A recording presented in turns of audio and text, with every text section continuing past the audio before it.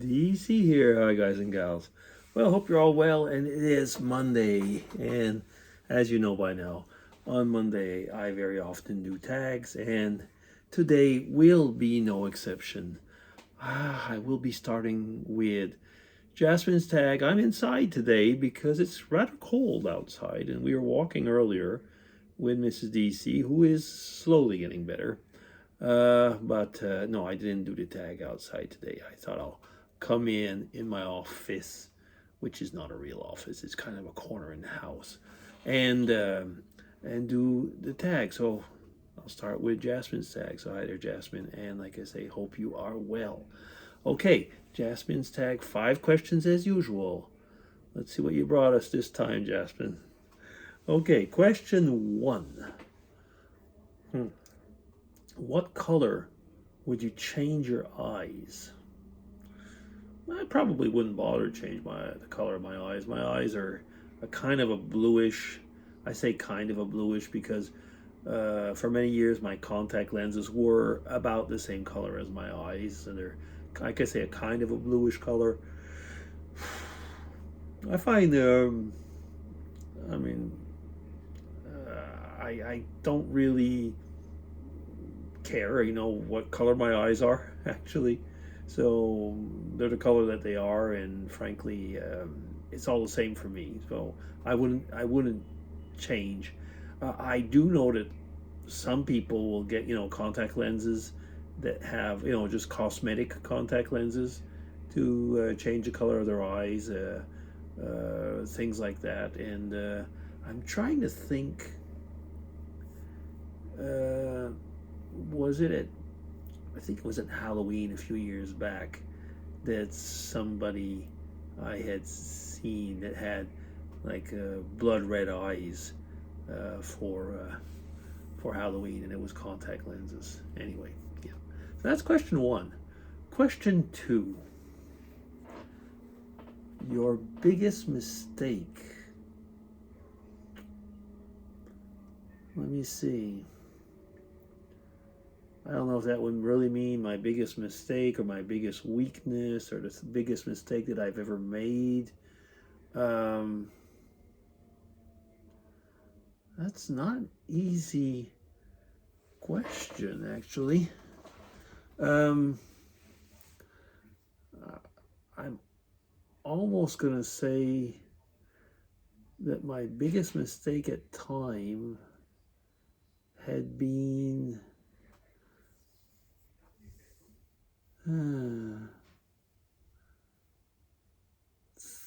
It's almost the same as Jasmine's. Jasmine talked about trust.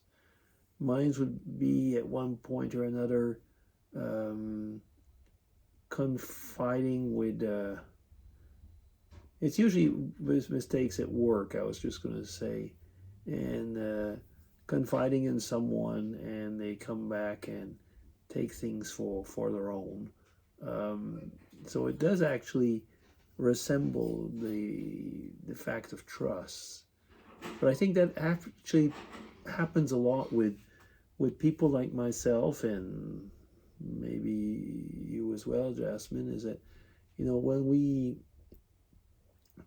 make the mistake of thinking that people are good, and and then we realize that very often they aren't, and we have been vulnerable or given too much of ourselves. I think that is one thing. Probably that's it. My biggest mistake at times is being too vulnerable in front of people and they take advantage of it. Yeah, I'm actually learning on that one. It makes me a little bit harder as a person, I suppose, but um, someone once told me, he says, it's always worth taking the risk. Maybe that's true. But anyway, okay, that's question two. Question three. How adventurous do you think you are? Probably a lot less than I used to be. I say that because I'm just simply getting older. I'm not as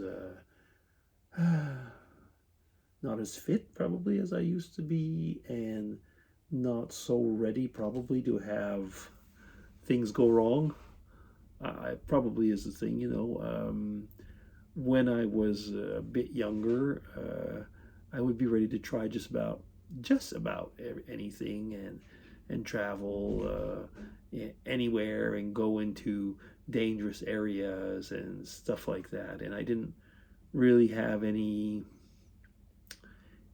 It's not I didn't have any fear, but I felt like I can overcome it. Um, Now with age, I think that it's not the case. I just as soon play things safer in that respect.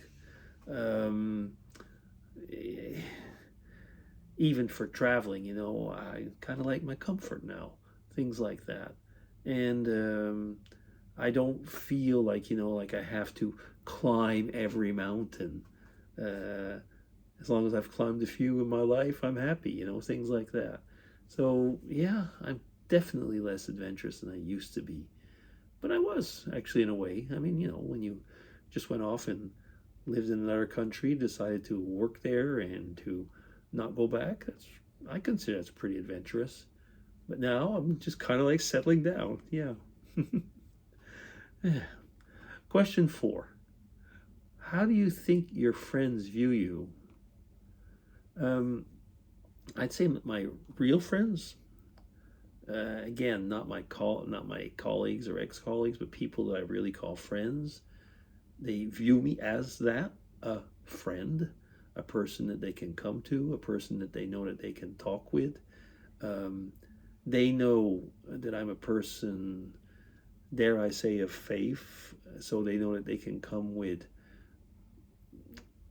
I was going to say, with complex problems, at least for talking. I won't be able to solve everything, but we can talk. They know that I can help. When I can help, I will. When I can't, I'll try and find a way of finding help for them, I guess. So yeah, how do they view me? I think as a friendly and kind person. Yeah. And question 5 and last. When do you feel most alone?